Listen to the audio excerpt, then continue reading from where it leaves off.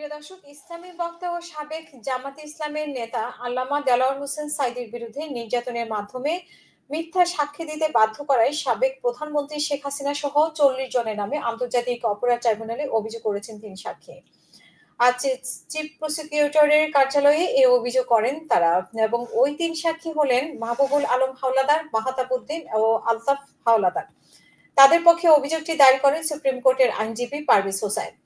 শেখ হাসিনা ছাড়াও অন্য আসামিরা হলেন আন্তর্জাতিক অপরাধ ট্রাইব্যুনালের তৎকালীন চেয়ারম্যান বিচারপতি নিজামুল হক নাসিম, সাবেক আইনমন্ত্রী শফিক আহমেদ, সাবেক আইন প্রতিমন্ত্রী কামরুল ইসলাম, আন্তর্জাতিক অপরাধ ট্রাইব্যুনালের সাবেক বিচারপতি এটিএম ফজলে কবির, ফিরোজপুর ১ আসনের এমপি এ কে এম আওয়াল ওরফে সাইদুর রহমান সহ ৪০ জন। এই বিষয়ে সাংবাদিকদের আইনজীবী পারভেজ বলেন, ২০০৯ সালে মাহবুবুল হককে ডেকে আল্লামা সাঈদীর বিরুদ্ধে মামলা করতে বলে এমপি আওয়াল। তবে রাজি না হওয়ার কারণে তাকে তৎকালীন পিপি কার্যালয়ে তুলে নেন স্থানীয় আওয়ামী লীগ নেতাকর্মীরা। এরপর দীর্ঘ নির্যাতনের এক পর্যায়ে তার মাথায় বন্দুক ঠেকিয়ে ৭১-এর মুক্তিযুদ্ধের জড়িয়ে সাঈদীর নামে মিথ্যা মামলা করতে বাধ্য করা হয়। পরবর্তী সময়ে আন্তর্জাতিক অপরাধ ট্রাইব্যুনালে এই মামলার প্রথম সাক্ষী হিসেবে সাক্ষ্য দিতে বাধ্য করেন।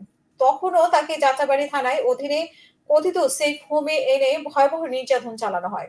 অভিযোগকারীরা বাকি দুই সাক্ষীরও একইভাবে জবানবন্দি নেন তৎকালীন ট্রাইব্যুনাল প্রসিকিউশন টিম। এই পর্যন্তই প্রিয় দর্শক, কমেন্টের মাধ্যমে আপনাদের মতামত জানাবেন। আসসালামু আলাইকুম।